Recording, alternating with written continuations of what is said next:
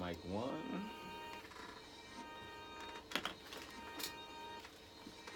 That's a start. Killing them out here. Ooh, it's hard to do a show with a mask on. This ain't staying on for about like 1 to 2 seconds. Oh my goodness.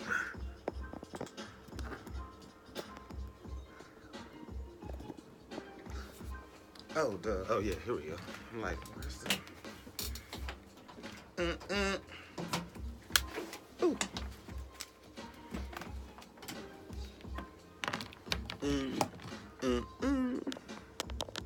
Oh, did I forget to... Yeah, I gotta plug it in.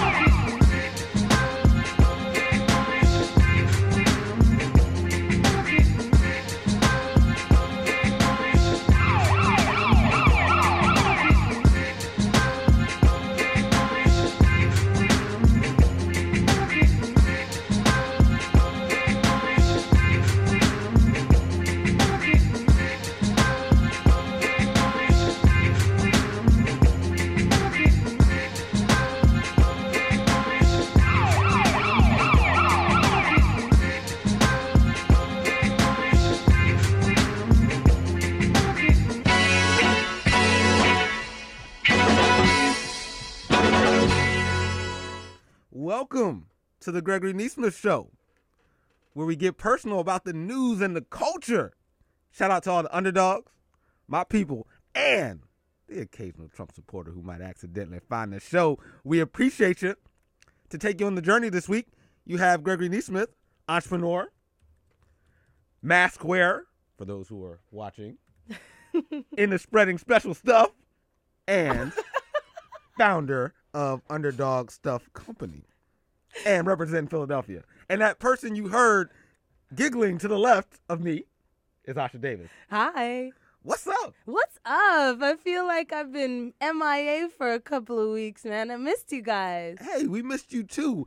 Welcome back, award-winning advertising executive. Something like that. Comedy writer. Yeah. Paid comic. Yeah. Oh, paid stand-up comic, yeah. Yes, indeed. And a proud Canadian from Toronto. A proud Torontonian. You are scaring me. He's wearing, for those that can't see, listening to the podcast, hearing on the radio, he's wearing a Jason mask here. And funny enough, his voice doesn't even sound as muffled. And you're wearing a Jason mask and you got your fingers taped up. Did you, he's doing an impromptu Tony Yayo dance right now. What happened to you? You got injured this week? Yes, I would like to say that it was part of the costume. And actually, it's a good moment to tell folks that if they want to see what is happening right now, they should go to facebook.com/Gregory Nesmith. That's GregoryNesmith. That's because the Facebook Live is up and running. And if you look, you can see that I have on a mask. And my fingers are bandaged because I fractured a bone in my pinky playing basketball. You fractured your pinky. I should just, let's say I fractured a bone in my hand. That sounds a little... Nah, I'm going to say you hurt your little pinky and, you know, you're not being a baby about it. No, because that is the most bootleg finger wrap I've ever seen in my life. Hold on, time out. This guy just has some gauze like wrapped around. Okay, we got to get into the show. We do. That's a trick right there. That does not look like a treat. That's because I wrapped it myself because I went to the doctor late on Friday. Right. I wanted to see the specialist on Monday or Tuesday to actually get a true splint put on it. Okay, so addition to Gregory being an entrepreneur, life coach, and award-winning marketer, he's also an amateur doctor as well. Shout out to the Affordable Care Act. Because it's good to be able to go to the doctor, get some x-rays, do a whole bunch of stuff. So shout out to Obamacare. All right, today's show, trick or treat? Who you calling a trick? Well, we'll see. The folks got to listen to the show. Everything about me is a treat. Okay. We got receipts? That's slang. For those listening. So we're going to talk about literally who's been tricking and who's been treating in the past week. Yeah. Maybe even the past month, depending on what topics come up. And with that, I'm going to take this mask off too at some point. Mask off. We might need a break because I need to get this mask off so we can actually do the show. All right. So when we come back, we're going to get into it and we're going to go through who's been tricking and treating in the news and the culture. Exactly. Couldn't you tell us the phone number one more time? Yeah, one more time. I haven't even told them the first time. Yeah. So for folks who want to join the conversation, you can join at area code 212-650-6903. That's 212-650-6903. Or you can comment online on Facebook. And tell us who you think is tricking, who's treating, or if you're going out trick-or-treating yourself. Yeah, like what costume you wearing this next couple of days. So with that, when we get back, some of the unavoidable news stories of the week and who's been tricking and who's been treating. More of the Gregory Nesmith Show after this break.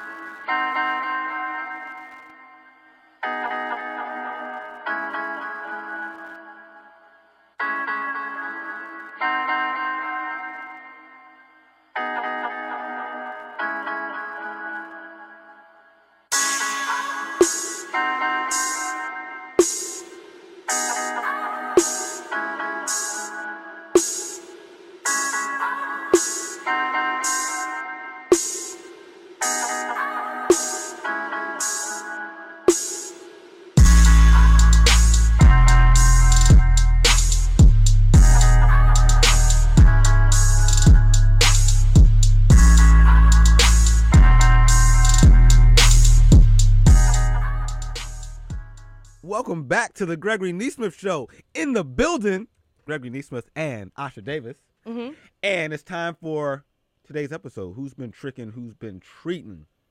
First, unavoidable news story of the week. Mm-hmm. You know, there's been some folks passing out some things. Mm-hmm. You know, Halloween's about passing out candy. There's been some folks who've been passing out some prescription drugs, some painkillers. There's been a lot of challenges with something folks have been calling an epidemic, the opioid epidemic. Opioids. Yes. Across America.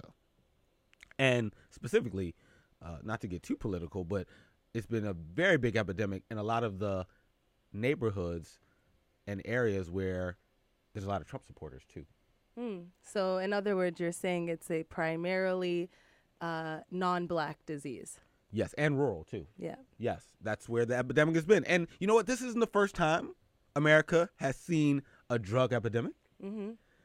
But it does feel like it's the first time there's been so much compassion for a drug epidemic in the United States. Seems very true. It's a lot of compassion lately for folks who are breaking the law. Mm-hmm. And I have compassion for them, but, you know, I was thinking back to like the days of crack epidemic and things like that, and I don't really recall the same language and compassion. Right. I mean, it's very interesting because, first of all, this one has a very medical sounding name. Opioid and crack sound very different from each other. As an English major, that's right. And number two, when you think about the sources, so opioids are prescription medication. So in a world, this is something I've been thinking about, in a world where this has now become an epidemic and a crisis, wouldn't you go to the root of the problem, which would be the companies that are making millions, if not billions of dollars manufacturing these prescription drugs, and who are in turn paying the doctors to overprescribe these patients the prescription drugs, which is causing, in turn, the addiction and this crisis. Like, why wouldn't you go in those steps? Because that's what they did with crack, right? They went after the people that were selling it. Well, they tried to. They tried to. And actually, they also went very hard after the users, too. Exactly. That's a really good point. That's a really good point. They vilified the users. Yeah, the users. And they had, they passed certain sentencing laws where, you get caught with a little bit and all of a sudden you're getting hard time. Mm-hmm. So good point. They went after everybody, and now the opioids, I'm not sure we've gone after anybody. Mm-hmm. And so this week, your man's in them.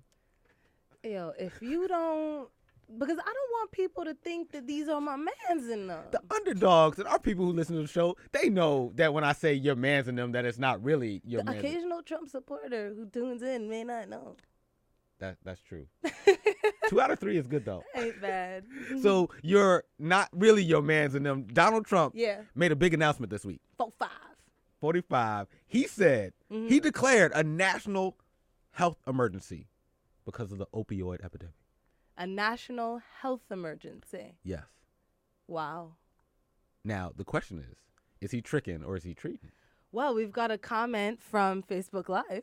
Oh, just shout out to the Facebook Live listeners. Daryl says he thinks it's a trick. Hold on. So let me take a brief time out. I'm so glad that Daryl chimed in. I was actually going to mention, if Daryl is listening, say something, because for those who don't know, Daryl has been in the pharmacy medical industry for, I want to say, almost 2 decades. So he's someone who is really close to this. And if he's saying it's a trick, then I might have to side with him. Right? Daryl says it's a trick. Daryl, call in if you got another perspective. But he says it's a trick. Opioids have been a problem for the last 35 years. So this is not a new thing. Okay. And when it was only in the inner city, the response was lock them up and throw away the key. Now that it has hit suburbia and rural areas, it's now a crisis. Which is, a quick glance, you're just going through your week. You hear that there's a public health emergency declared. It sounds like it's a good thing, but it's not. And actually, it hasn't been a good thing for the disparity in how urban and minorities were treated when there were drug epidemics versus rural and suburban. And on top of that, I think it's even a trick for the Trump supporters. Mm-hmm. Because when there is a public health emergency, I hate to give folks a little inside information, but those type of emergencies don't come with any funding. But they don't come with any funding, no. No, so literally, Trump makes this big declaration, and it's not like there's any money where his mouth is. But there's other implications.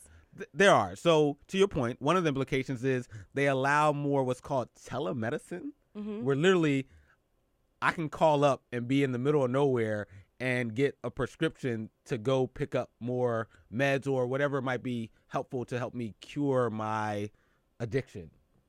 And I'm going to assume I also won't get arrested or anything like that either. I'm going to assume that the pharmaceutical companies who are facing a lot of pressure to combat this opioid crisis are going to be capitalizing on anti-opioid addiction drugs that you can order through these apps. I guarantee you, any of those apps that come out that do that, the pharmaceutical companies own them. So this is the vertical, this is money. Everything that this administration is doing, you can find a corporation on the other side of it. You just now connected the dots for me, because when I was looking up the story, it says that the telemedicine services are expanded, which is remote prescribing of medication to help with the addiction, to your point, which then puts more money in the pockets of the drug companies that can now have at it to go help folks with this addiction they caused. And as Chris Rock used to say, the money's in the medicine, not the cure. Exactly. We have another great comment on Facebook Live from Daryl. He says, manufacturers aren't the problem. People are the problem. They are enabled by the government. The government reimburses based on customer satisfaction. So if the physician doesn't give you some opiates and you complain of pain, you and the hospital take the financial hit. There's no treat in any of this. No, there's absolutely no treat. The only treat is that for people that are addicted to opioids, it'll now be even easier to get them and feel free that you're not going to go to jail as a result of anything that you do while you are under the influence of them. And I think that's a fair point, because while I'm bitter at how this epidemic is being handled versus the crack epidemic in the past, I'm not a mean person. Like, I don't like to see anyone addicted or in pain related to anything, let alone this epidemic. So yeah, shout out to the fact that there are going to be people getting support. But I want folks to remember all this compassion the next time some type of drug epidemic hits a different part of America, where folks might be, a little brown or black and living in urban areas, that maybe we can show them some compassion too. And thank you so much to Daryl for those comments. He's just outlined that he's been a physician, again, to reinforce, been a pharmacist for 18 years. So if anybody knows about prescription medication. Shout out to the underdogs who out here making stuff happen in their different fields and industries. And yeah, we basically had an expert jump in on, is it a trick or a treat? And let's get you on the record. This public health emergency, is it a trick or a treat? This is a trick. And I know what Daryl said. It's a trick. It's a trick. I'm going to say this is a trick like Trick Daddy. Okay. What's up? Shut up. Shut up with that. It's a trick. I'm not even going to add to that. That is perfect. So with that, we're going to go to the next unavoidable news story of the week. Shout out to the 215, which is the area code of Philadelphia, where Daryl is representing and where we both grew up. All right. The next story. Flaky. Jeff Flake. Ooh, Tender Flake. What? You know the pie crust? Oh, okay. Yeah. He's a good guy. I wanted to make sure. It's delicious. I make quiche sometimes. This is a Tender Flake. That's the quality crust right there. Okay, you make quiche? Yeah. That's fancy. Like that there were years I didn't even know how to pronounce that. It starts with a Q. No, I know, but I didn't have a lot of quiche growing up, so I didn't even know how to pronounce it, but that's fancy. All right, Mr. So what is Mr. Fly? I see that he attacked Trump, which already makes him a positive in my book. You already are feeling Jeff Flake. So for those who don't know what quiche is or Jeff Flake is the senator from Arizona, a first-term senator, actually, in the same state where John, I don't vote for repealing and replacing Obamacare, McCain is from. And Jeff Flake got to the Senate floor this week and went at it with Donald Trump. And we're going to play a bit of this. And it's the theme of the show. Is Jeff Flake tricking, or is he treating us with his attack on number 45? I think I know my answer. Okay, well, let's hear Jeff Flake. Yep. To a pluralistic society. We have fooled ourselves for long enough that a pivot to governing is right around the corner. We know better than that. When the next generation asks us, why didn't you do something? Why didn't you speak up? What are we going to say? Mr. President, I rise today to say enough. I have children and grandchildren to answer to. And so, Mr. President, I will not be complicit or silent. If I have been critical, it is not because I relish criticizing the behavior of the President of the United States. If I have been critical, it is because I believe it is my obligation to do so. And as a matter and duty of conscience, I decided that I would be better able to represent the people of Arizona and to better serve my country and my conscience by freeing myself of the political consideration that consumed far too much bandwidth and would cause me to compromise far too many principles. To that end, I am announcing today that my service in the Senate will conclude at the end of my term in early January 2019. Jeff Flake! Jeff Flake.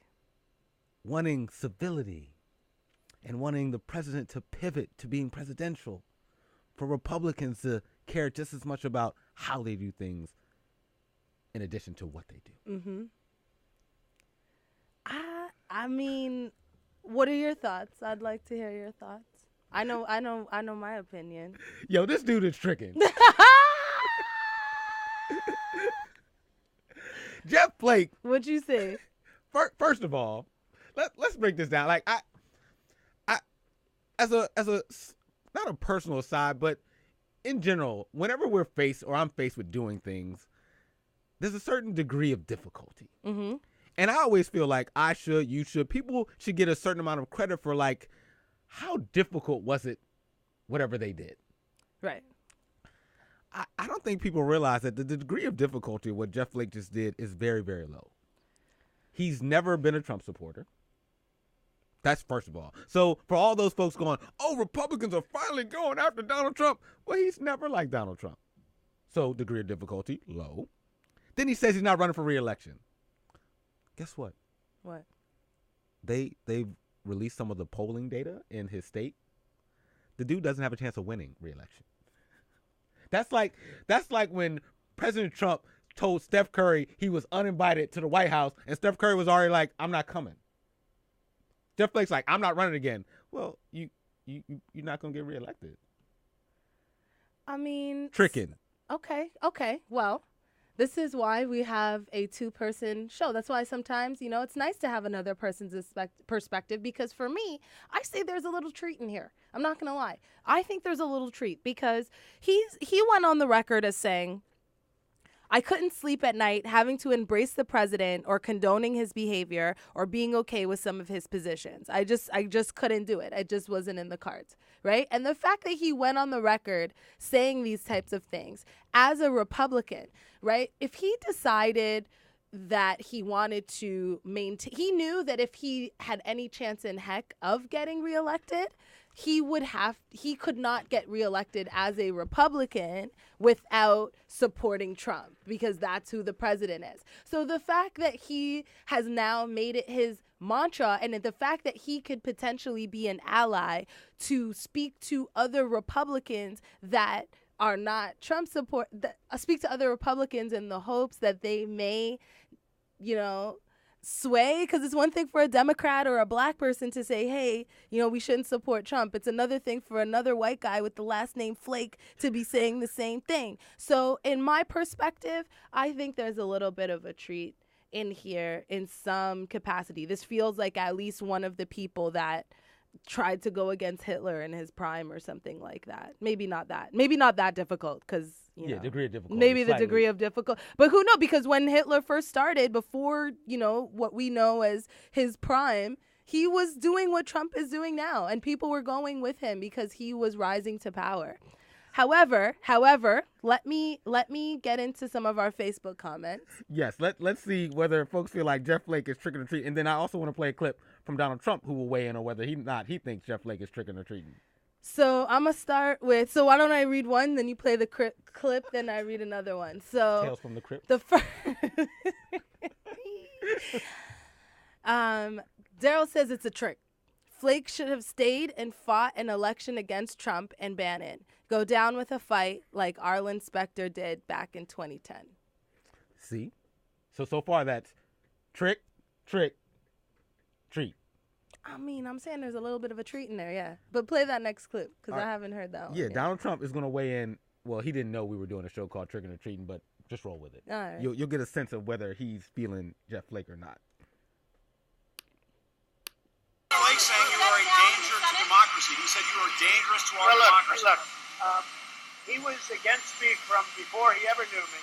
He wrote a book about me before I ever met him, before I ever heard his name. His poll numbers in Arizona are so low that he couldn't win. And I don't blame him for leaving. I think he did the right thing for himself. But if you know, long before he ever knew me, during the campaign, even before the campaign, he came out with his horrible book. And I said, who is this guy? In fact, I remember the first time I saw him on television, I had not really been, nobody knew me in terms of politics. But the first time I saw him on television, I said, I assume he's a Democrat. Is he a Democrat? They said, he's a Republican. I said, that's impossible. So look, his poll numbers are terrible. He's done terribly for the great people of Arizona, a state that likes Donald Trump very much, as even you will admit. And he would have never won. In fact, even in the primary, he's way down in the primary. So he did the smart thing for himself. This way he can get out somewhat gracefully. But what about this comment?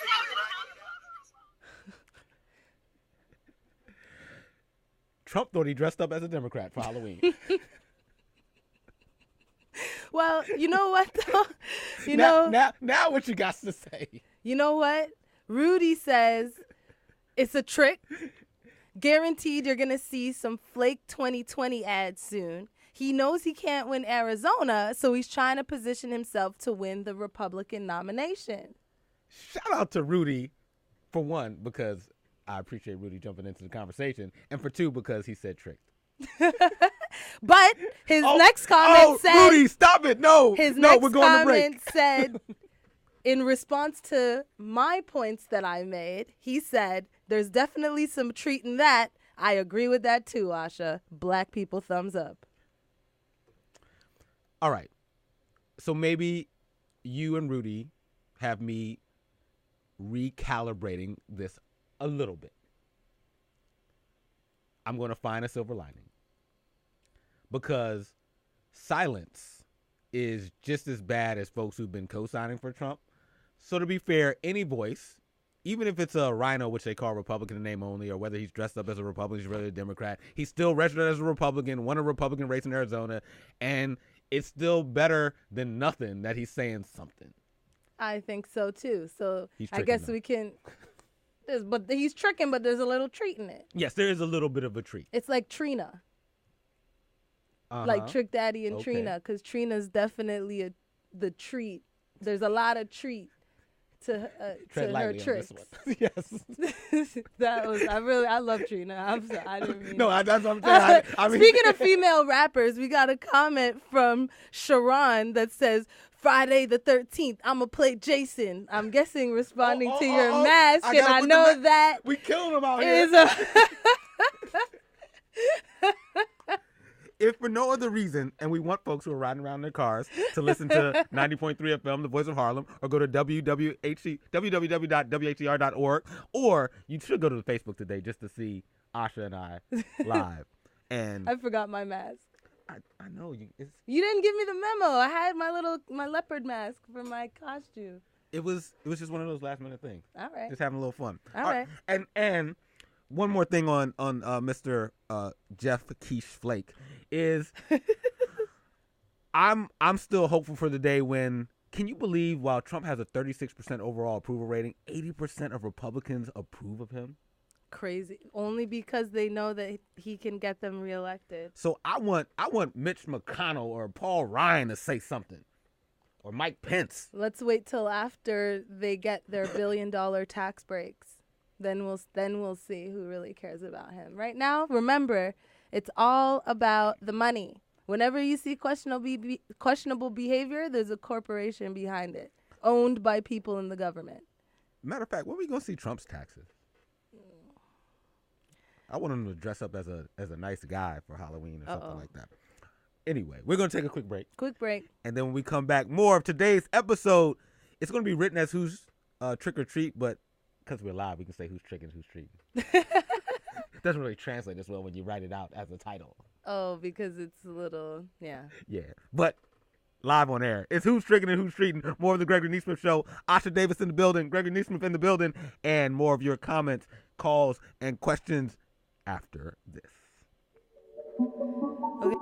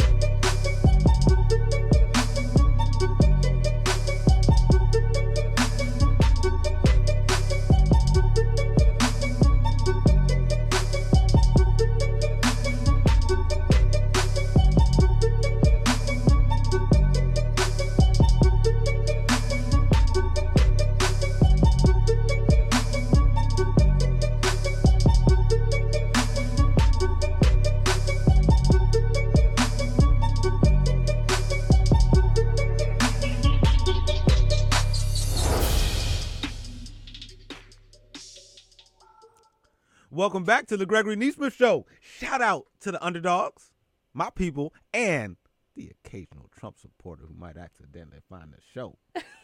You made it to the right place if you like to get personal about the news and the culture. And in studio, as always, Asha Davis. Hi.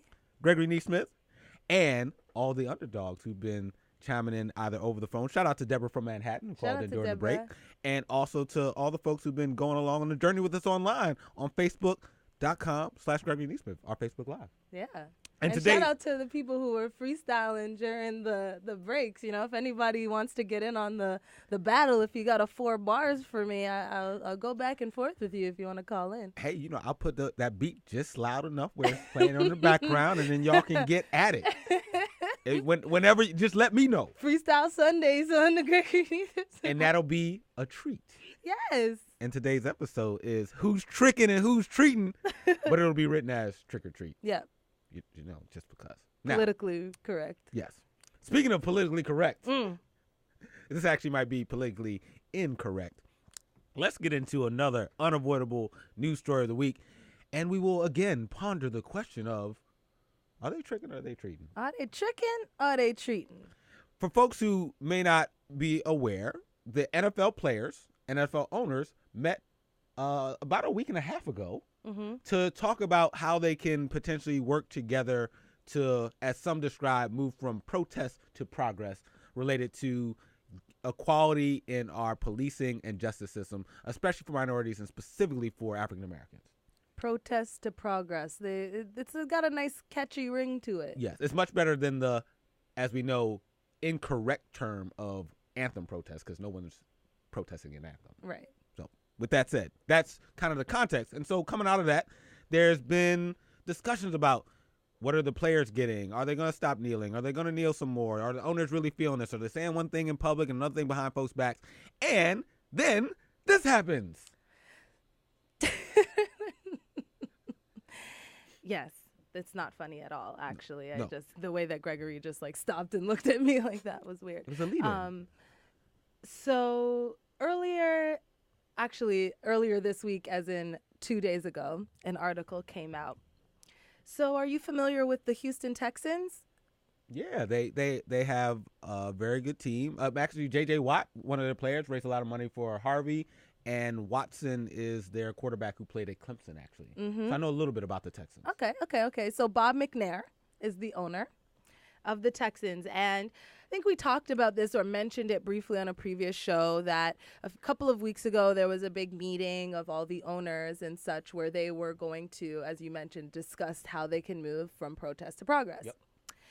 And on Friday, an article came out in ESPN's magazine that was basically written about what was talked about, what went on during that meeting. And something really jumped out at folks, which was a comment made by Bob McNair in which he said, "We can't have the inmates running the prison." Oh, time out. Time out. I need you to make sure you didn't misread something. So when referring, I need you to start over again. when during the owners' meeting to discuss moving from protest to progress, while referring to the ongoing player demonstrations during the anthem, Bob McNair, owner of the Houston Texans, said, "We can't have the inmates running the prison." At the meeting. So the meeting was a couple of weeks ago. The comment was only made public this Friday, so there's obviously been 2 weeks since people actually found out about it. As usual happens, the person doesn't apologize in the moment. They only apologize when people find out about it. So as soon as people expressed outrage after seeing that article, he said, "I'm truly sorry to the players for how this has impacted them and the perception that it has created of me, which could not be further from the truth." That's probably how I said it, too. He probably had somebody else write it. Sounds like you think even his apology is tricking. I think this whole thing. This whole thing. So the next morning, so this is now yesterday, right? Saturday morning, he met with the players of the Texans, right? and he expressed his regret for the initial comment, right? Mm-hmm. So you can imagine being a Texans player, seeing this written and coming out, right? So the Texans players actually were considering a walkout from the team facility. So on Friday, they were considering a walkout, and 2 players, so DeAndre Hopkins and Donta Foreman, were listed as did not practice, so or not injury related. So basically, 2 players actually boycotted their own practice, specifically related to what he said.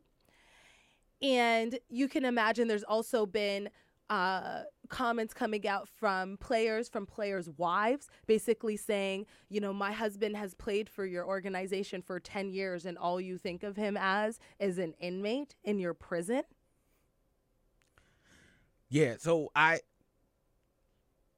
first, to give a little context, what was even the owner trying to say? Isn't there an cliche or established saying called the inmates running the asylum? He was basically, so there's a somewhat turn of phrase that is also politically incorrect if you ask me, but it's basically you can't let the crazy people run the asylum, right?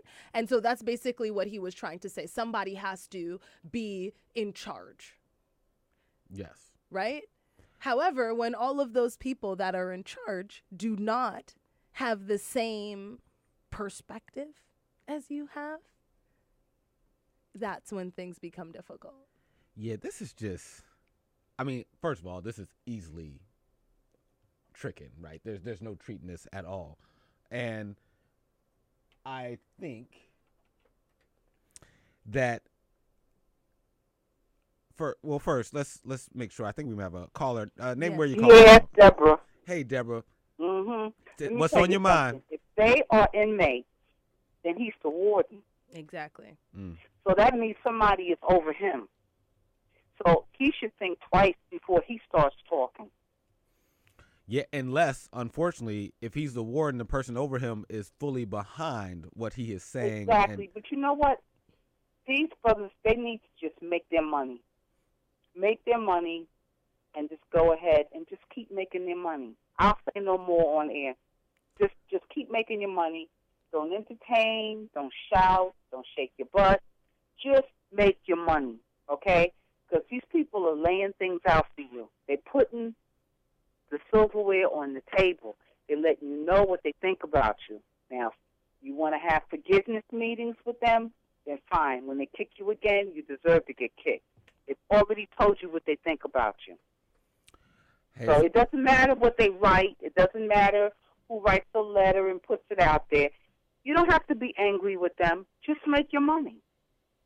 I hear you, Deborah, and always just appreciate make your money, be respectful, and make your money. You know, you don't. If you need a daddy, go get somebody else to be your daddy. Because I really get tired of some of these players. You know, the coach this and the coach that. He's not your daddy. He's not your father. So just play. Be a man and play. Be a gladiator and play.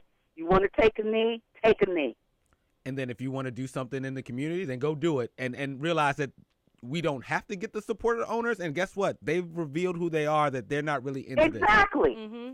So to your point, take the money, because money is a helpful thing in doing things in the community. Yes, it is. And go take your popularity, go take your money, but we don't have to get assistance from people who don't demand want to work as with us. much as you can get.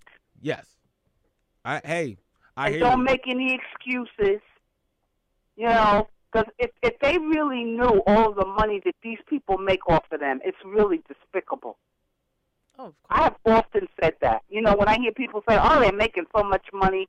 First of all, most of these people that want to talk about these guys taking a knee, they're upstairs buying beers, throwing up over what's the name. I mean, they're just despicable. Half of them don't even know they don't even know the national anthem. I have gone to so many places.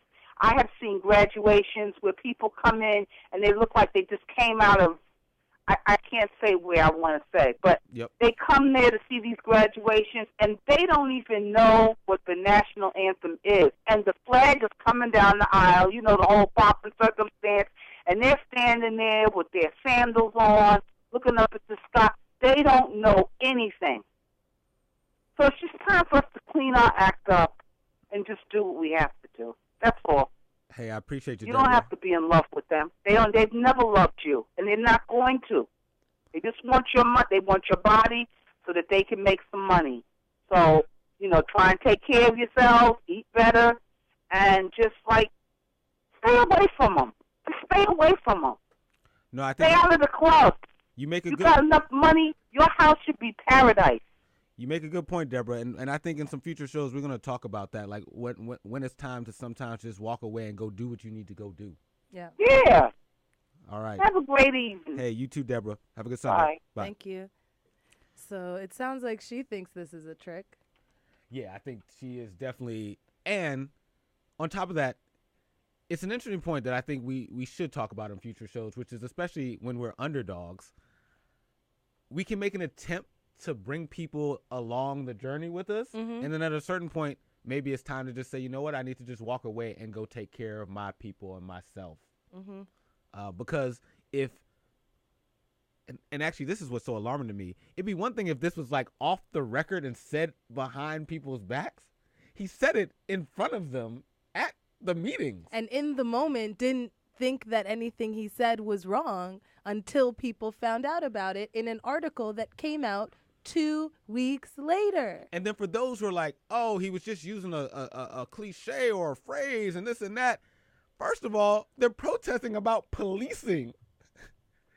His workforce is 70% black.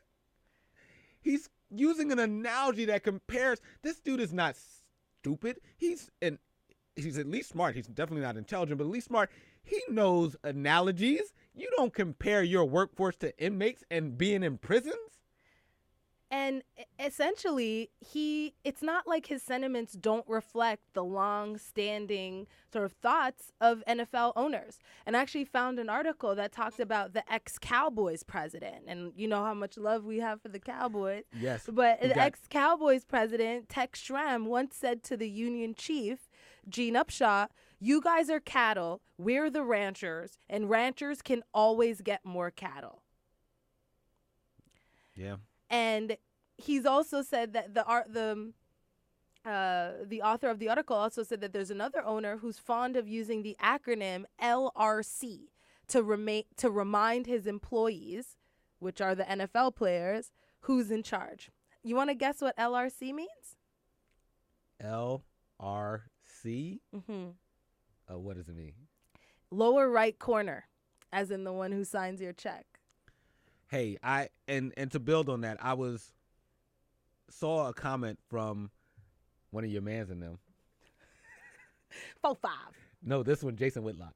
Oh man, come on, man. Oh, we have a caller, it looks like, as well. Yeah, so your man's in them. Jason Whitlock was saying that the players don't understand that they're in a partnership with the owners. Mm-hmm.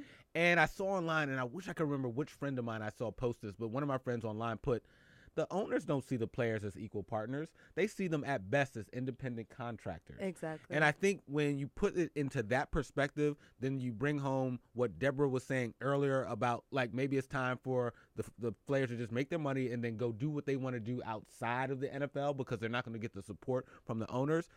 And yeah, if I'm an independent contractor, I actually don't expect that much investment or solidarity or support from the organization that I'm literally just coming in to make some money to benefit myself and obviously to benefit them. Right. And so maybe it is time for them to go beyond owners and start working with politicians and folks in the community to make some of this change happen. Or they could follow up with Master P's offer to start their own league.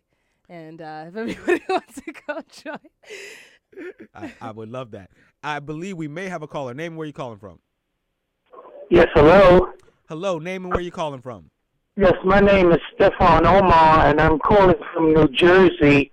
Right now, I was a resident of Cancun, Puerto Rico, and I'm here in Jersey because I was flooded out of my home. And what I'd like to say, if the players in the National Football League could help the brothers and sisters in Puerto Rico right now, they're in dire need of help. Children are dying as we speak. Brothers and sisters are being trapped in the mountains. The water is unsafe to drink. So you name it. I don't know what you're hearing on the internet or what you're hearing in your daily newspapers or on CNN, but I just came here from Puerto Rico. I was living in Rincon, which, if you know, is Rincon just means the tip of the island. And we're still in a blackout situation. My son is down there with his queen, and he's trying to help as many people as he can. So I wish that the athletes in these different leagues, many of them of Puerto Rican background, and those who are not even, just give. Send. They need water. They need baby materials, feminine products, and goods. Satellite phones, etc., etc. Hey, Stefan, first of all, our thoughts are with you. I can only imagine how devastating it can be to like not be at your home, to have to move abruptly, and then obviously having family and friends that are still suffering down there in Puerto Rico. And then also what I appreciate from your call is the news moves quickly these days. Something is a story yesterday, and then something new comes today and tomorrow. And you are a reminder that whether it's Harvey in Texas, the folks in the Caribbean from Maria, and then obviously we talk about Puerto Rico, where they're American citizens, like our fellow Americans in Puerto Rico are still suffering. Exactly. Can I just interject? We in Puerto Rico pay 11.5% in sales tax. Our brothers and sisters and children and grandchildren are fighting for the U.S. Army. But the president, I'll just call him Mr. Gemini, and the vice president, who happens to also be a Gemini, they seem to be of a vampire-type mindset. And as we know, vampires have no soul anyway. So we're asking the everyday people like ourselves. I went through 3 hurricanes in the last 3.5 weeks. I'm here in New Jersey. Thank God I'm with my daughter. I haven't been in my home for over 5.5 to 6 weeks now. And like I said, I don't know what you're hearing on the news media, but it's 1,000 times worse. Yeah. For instance, when I left on the 10th of this month, there was over 150 children who had died either prematurely or they couldn't get medicine. That's not even being reported. You have senior citizens who haven't eaten in over 10 days. You have brothers and sisters in Maraguez and not in Ponce, but in Veracruz and all of the other villages who are burnt out completely for the last 60 days. And so it's a horrible situation. The government is taking all of the generators. I'll admit they're giving you the monies for the receipts, but they're confiscating the generators for themselves. No, I so totally... There's a lot of stuff that you're not even hearing that I had to experience. And I'm a senior citizen, and I'm here for health reasons.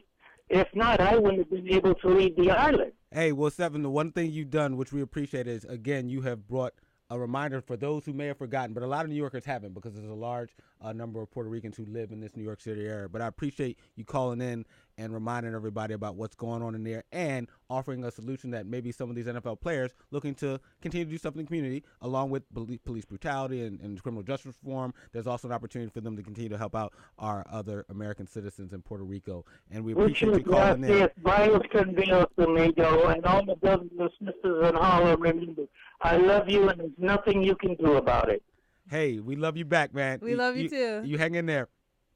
Bye now. Cool. So just a reminder that there's still folks who are recovering in Puerto Rico, in the Virgin Islands, in the Caribbean, in Texas. And speaking of Texas, and just to kind of wrap up the story on our Houston Texans owner, Bob McNair, who we were talking about his comment regarding not letting the inmates run the prison in regards to the NFL. We've got a couple more Facebook Live comments that I wanted to get to. So, and Daryl says it's a trick. NFL owners will show me something when they put money behind the talk and support. And specifically, McNair should be suspended and forced to sell. Like, come on, Commish. Your job is to protect the shield. Hey, when Donald Sterling of the Los Angeles Clippers in the NBA that's a made good, comments that were racist and finally came to light in the public, they quickly banished him as an owner, sold the team, and moved on. Exactly. And it's that's a really good reference to bring up. And we've got another comment. Rudy says, I think it's a trick. If he expects us to believe that this isn't how he truly feels about the players and this isn't who he is behind the scenes. But I think it can be a treat. McNair needs to clean up his image after this, so he'll be throwing money at the problem to clean it up. If the Houston players can identify organizations that deal with social injustice in the community, there can be a little bit of a treat coming out of this. Okay. Shout out to Rudy, who, by the way, is a good brother and someone I've done coaching and consulting with, and now lives in Brooklyn, which is where you spend some time now, too. So shout out to all the folks in Brooklyn, USA, and Rudy for jumping in and letting us know his thoughts. And one last comment, because we were talking about Puerto Rico. And again, thank you so much to our caller for listening and calling in. And Daryl has a comment about Puerto Rico because his in-laws are from the island. His wife, yes. And just to sort of bring this back, he sort of really brings up a great point. He said many people that are relocating from Puerto Rico are going to places like New Jersey, like our caller, New York, Florida, and North Carolina, and Pennsylvania. So one comment to those people who are fortunate enough to be able to relocate to some of these states, make sure you register to vote after you resettle. It only takes 100,000 votes to flip Florida and Pennsylvania. Register and take advantage of your American rights. I love it. The underdogs are on fire today. Bringing Great it. Point. Very good point. We're going to take a quick pause for station ID, a little bit of music, and then we're going to come back with more of today's episode, which is Who's Trickin' and Who's Treatin'. Who's tricking and who's treating? More of the Gregory Nesmith Show. Let's get personal about the news and the culture after this. Mic check, mic check. Keep it locked on WHCR 90.3 FM. Okay. New York. Oh, let's talk quickly.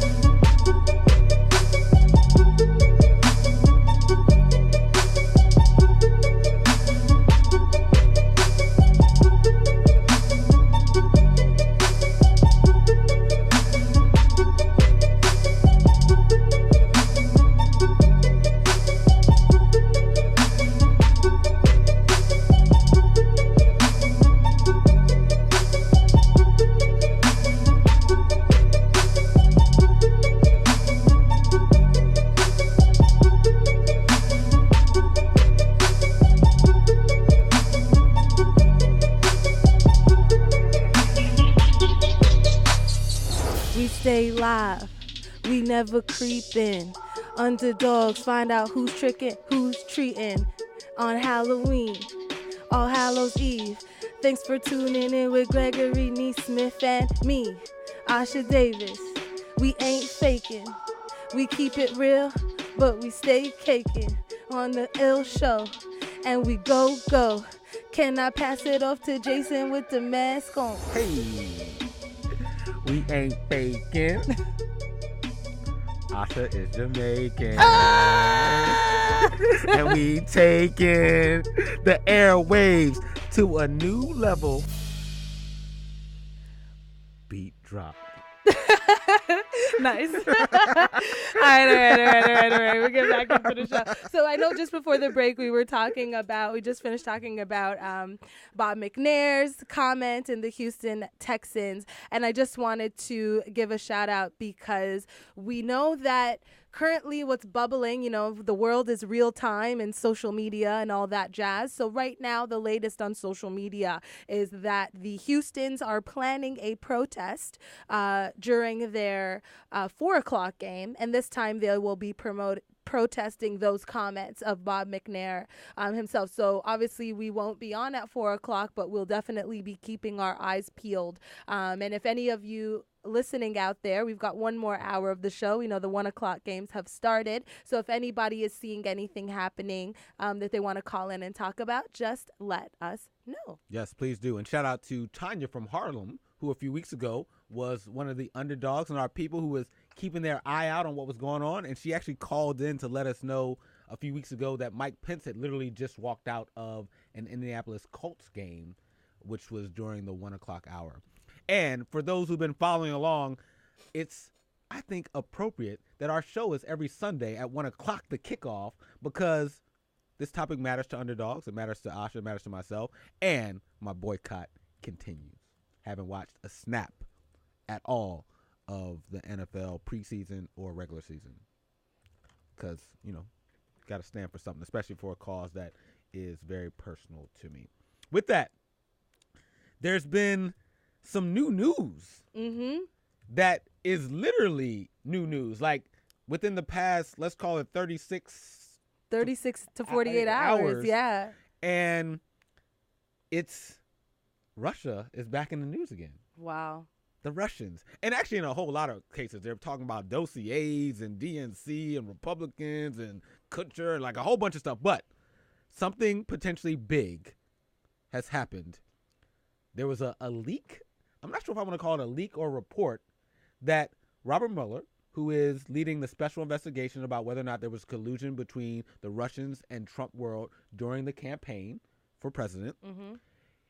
Word is that he is going to issue the first, is it arrest? Is it subpoena? What charges? Yes. The first charges related to this investigation are supposed to come out on Monday. First charges from Robert Mueller, special counsel, investigating collusion between Russia and Donald Trump world during the campaign.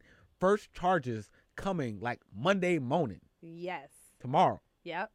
And the question is this a trick or a treat? This one is tricky. So just to give a little bit. Hold on, you can't, is that a pun intended? Yeah. You can't use tricky inside the trick or treat. I mean, I don't always have to elaborate on my puns. I appreciate the intelligence of our listeners and viewers. Fair enough. keep treating them. You don't always got to explain the stuffs, Very well. Keep treating them. So this is tricky. Okay. So I just want to give a little bit more of a background here. So as we know, we talk about Mueller or Mueller.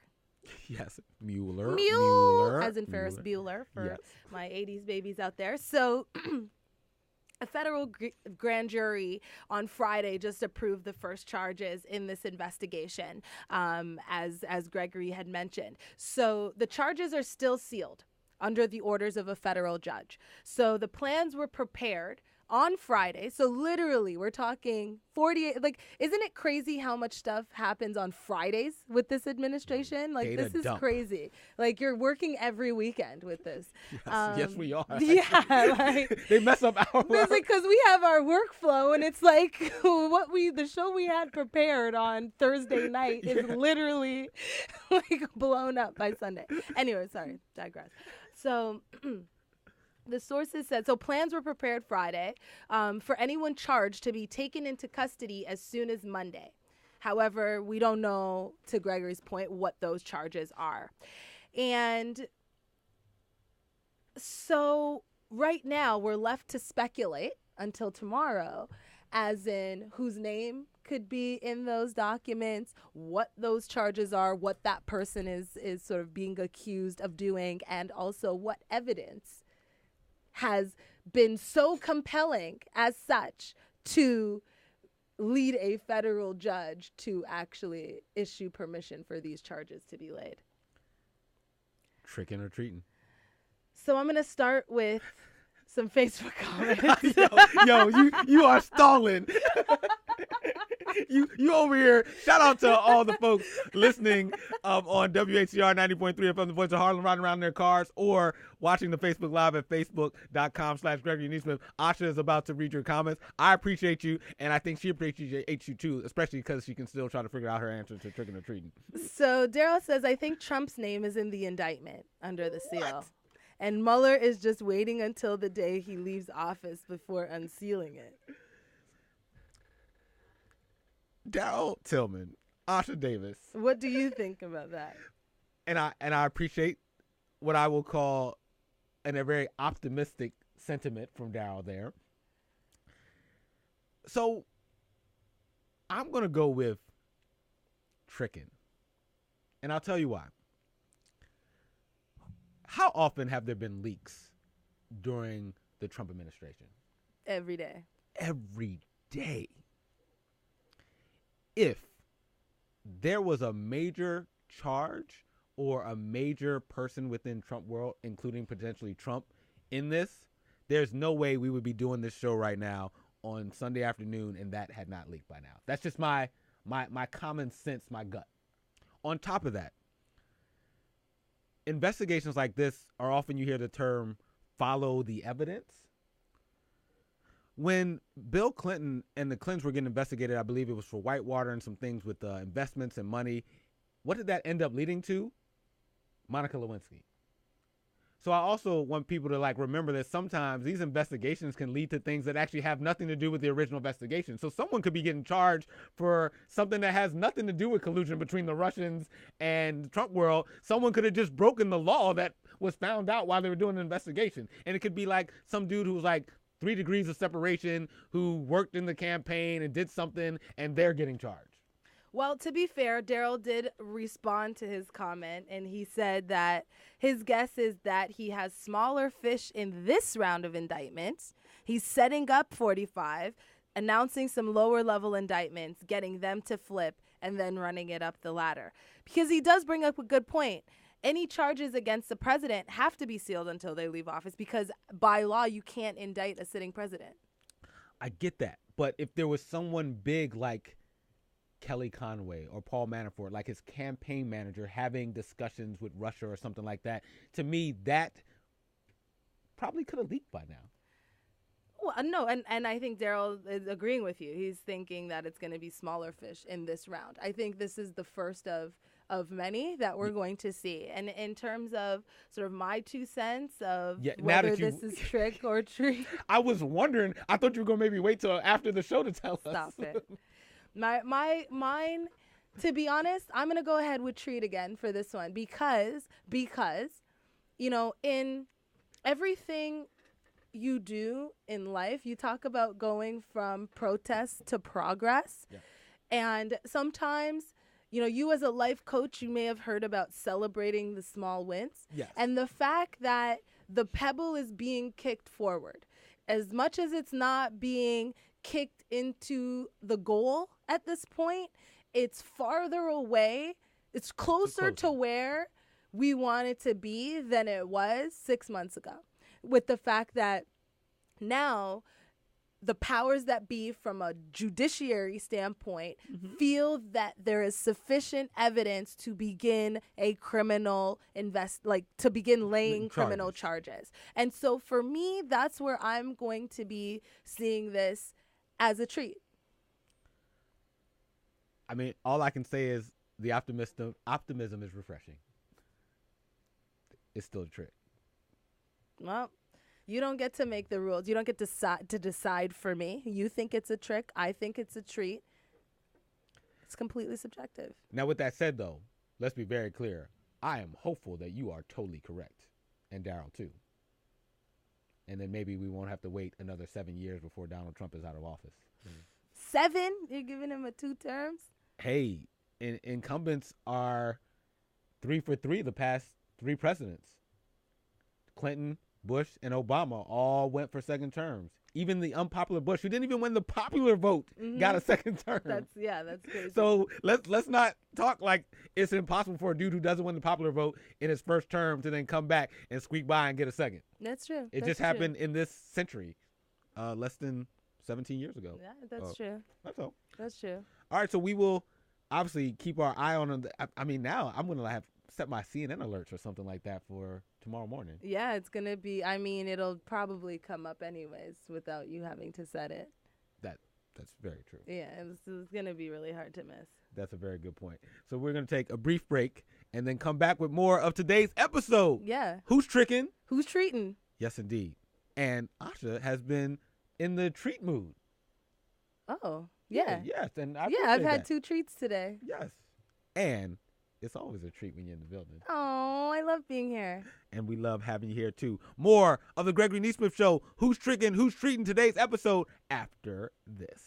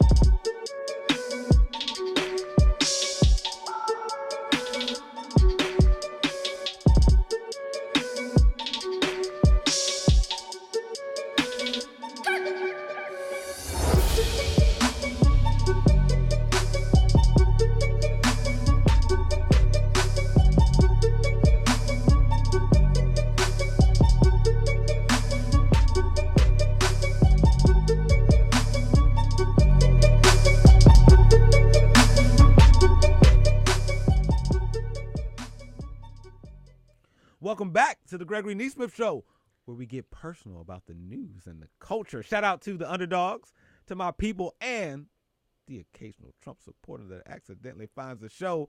I know those Trump supporters might be a little nervous because Mueller's pressing some charges on Monday morning. Today's episode, Who's Trickin', Who's Treatin'? We've talked about what's going on with the opioid epidemic. We've talked about the NFL owner in Texas just acting a fool. That one we are actually no. Somebody did think there was a treat in that one. Thought that was a unanimous trick. Yeah, that's a small treat. That's like getting raisins in your as your candy. That ain't no treat. Yeah, that's what I'm saying. Yeah. It's like they gave to you, but it's not really a treat. And we talked about the Mueller. Mueller. But it's Halloween. Yeah. And so we got to talk a little what Halloween is approaching. So we should talk about a lot of folks who were enjoying this weekend, had some Halloween celebrations. Mm-hmm. I know that you went out last night. Yeah. I did too. So love to hear. First of all, did you have a costume? I did. What was your costume? I was a leopard, and I had on a little leopard mask and it looked like a leopard bodysuit, but it was, I had a leopard bodysuit and the leopard tights and the leopard booties and sexy leopard. So is it, because I've done this in the past where I've been like Run DMC, and the Adidas sweatsuit is a costume that night, but it's also something that I wear. Yeah. I would rock those pieces not all together at once. Is that you break a rule when you put them all together? Yeah, normally if I was wearing the leopard bodysuit top, I'd wear like black tights and then the leopard boots like that. I wouldn't do all leopard. Is that fashionista advice? Yeah. Economical fashionista advice? And I did get my costume at Salvation Army. Like, it's tights. Like, it looked like I got so many compliments of people being like, I would wear that. Where'd you get that? And, Salvation Army, whatever you do, do not stand in the lineup at Spirit to pay $100 for a costume, because that's stupid. So, underdogs, you got to coordinate. On Halloween, but not on all the other days. No. Don't over-coordinate. No. It's a bad thing. No. I did go out also last night, and I did not have on a costume, but one of the costumes that caught my attention was a gentleman had it where it looked like he was on Donald Trump's shoulders. Ooh. Like Donald Trump was giving him a piggyback ride. I've seen that one. And so I thought that was very creative. I'd never seen that one before, and it looks like there were several people out there in the world as I looked at my social media who were had that as their costume. Yeah, I like that. Now with that, we know that Halloween is actually still a few days away, and maybe we can give some folks some inspiration, or as underdogs who are listening to the show, let us know what you have dressed up so far this weekend as, or plan to this coming next few days as Halloween approaches. But we were curious, what are some of the top costumes in America? So 10 most popular costumes according to Allure magazine. So number 10 is a mermaid. So I don't know if anybody remembers. If you're into pop culture, you might know a woman named Kim Kardashian. She has a little daughter named Northwest, and Northwest's birthday was about a month ago, and she did a Little Mermaid themed party for her daughter, and the mermaid has made the list because it inspired a lot of people to also dress up as mermaids. How you gonna name your daughter North? Because she's their guiding star. The North Star. Shout out to North. I would never make fun of somebody's name. I like the sentiment and the rationale behind it. Yes. Number 8 is a hippie. So you could buy this with things you already have, a little flower princess. Hippie is number 9? Hippie is number 9. I think it's because of the legalization of marijuana and that craze, Not the same as like when I'm walking around New York City and I see hipsters. No, it's like a real hippie. Okay. And then we start getting into, number 6 is anybody from Game of Thrones. Which I've never watched. You've never watched. Is it good? It's really good, but you need to invest your life into it because it's intense and it's a lot. Now you're deep into the seasons. Wonder Woman made the top 5. There was a movie out this year. Wonder Woman, the movie came out. Yes, okay. And I was actually going to be Wonder Woman this year, but again, I didn't want to pay the money for the costume. And there would have been probably a lot of you. Did you see Wonder Woman? I saw a number of Wonder Women. Yeah, so that also, like, do you really want to show up and there's like... But I saw a girl last night and she was Sailor Moon, and it was fantastic. You don't remember Sailor Moon? Oh my gosh. You didn't get to watch cartoons as a little kid when you came home from school? Yeah, G.I. Joe. And Sailor Moon. Spider-Man. Sailor Jupiter. He-Man. Sailor Mars. The Smurfs. If anybody listening in who knows Sailor Moon, just call in because that's a classic. Was it like a Canadian classic? No, it's an anime cartoon, but it's Sailor Moon. I can't explain Sailor Moon. It's like the best cartoon. It's Sailor Moon. She didn't even make the top 10 of the She costumes. didn't make any of the list. Sorry. Number 2, I'm just going to keep skipping since I used up too much time there. Yeah, so Sailor Moon. So have you ever seen Stranger Things on Netflix? No. You need to up your pop culture references. These are like the most popular things. I watch sports. I watch the news and Stranger Things, a character, there's a girl on there named 11. So, yeah, they're dressing up as 11 is a popular thing. Okay. And then the number 1 costume this year, according to Allure magazine. Yeah, let's put that in perspective. is did you see the new movie It, the clown? What do you think? You know, a clown has resurged as the number 1 costume. It's why we write Let's Get Personal about the news and the culture. I had to take the word pop out because I knew I couldn't, the credibility of calling it pop culture, they would have found out that you know the pop culture and that it, like, collectively it wouldn't have been as authentic. Yeah.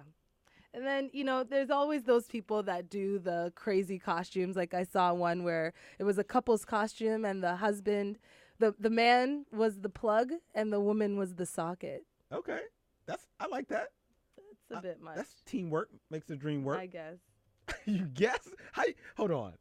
How you going to play people trying to be couples and express themselves in their teamwork? Because, like, I don't like those kinds of costumes. Like, you're going into the cab and you've got to, like, scrunch yourself in. And it's like, that's just a big commitment. I would never wear one of those costumes. That's love. Nah. Love, the type of guy, you came to my stand-up show, right? The kind of guy that I would date personally is the kind of guy that's like, yo, I got a tracksuit. I'm going to be Run DMC this year, yo. I'm not being no plug socket. He would, if I suggested that, any guy that I would be with would be like, yo, no. And he shouldn't order a pina colada. No. Unless you're on the beach. No. Oh, we're not drinking that. We're not ordering coconut coladas. We don't drink that. I'm just I want the folks out there listening to know, you know, what. I like guys that wear hoodies and Timbs, man, but have good jobs. That they exist.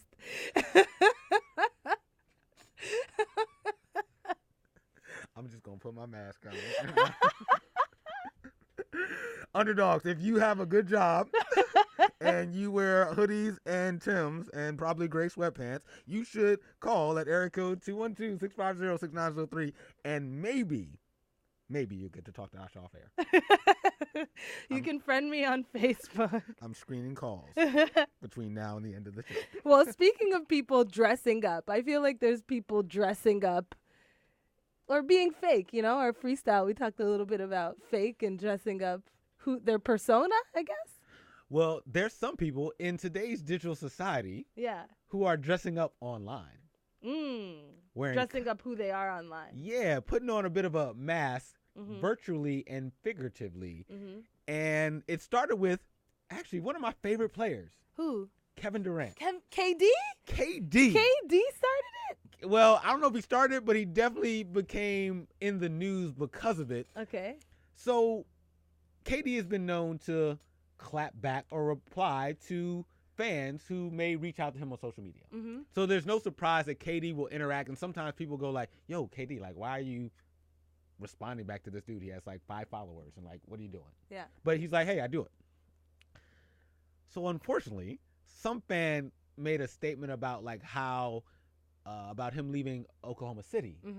And so from Kevin Durant's main Twitter account, which is called KDTray5, he basically wrote something to the effect of, imagine me taking Russ off that team. See how bad they were. KD can't win championships with those cats.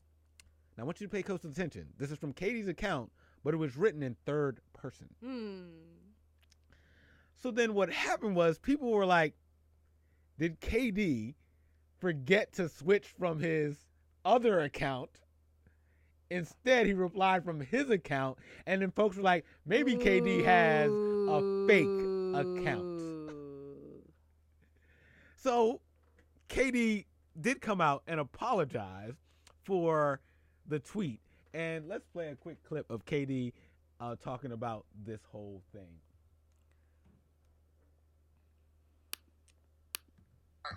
There was a little bit of news yesterday. I don't know if you're aware. The thing is, you've never been afraid to clap back, right? You say what's on your mind. Yeah. You get it out there. Critics can F-word themselves, right? Yeah. And there are these accusations that you're creating other fake Twitter accounts and Instagram accounts to defend yourself. What happened? What's going on? I do have another Instagram account, but that's just for my friends and family. So I wouldn't say I was using that to clap back at anybody, but I use Twitter to engage with the fans. I think it's a great way to engage with, basketball fans. But I happen to take it a little too far. And that's what happens sometimes when I get into these basketball debates or, what I really love is just to play basketball. I went a little too far. And I don't regret clapping back at anybody or talking to my fans on Twitter. I do regret using my former coach's name and the former organization that I played for. That was childish. That was idiotic. All those type of words. I regret doing that, and I apologize to him. KD.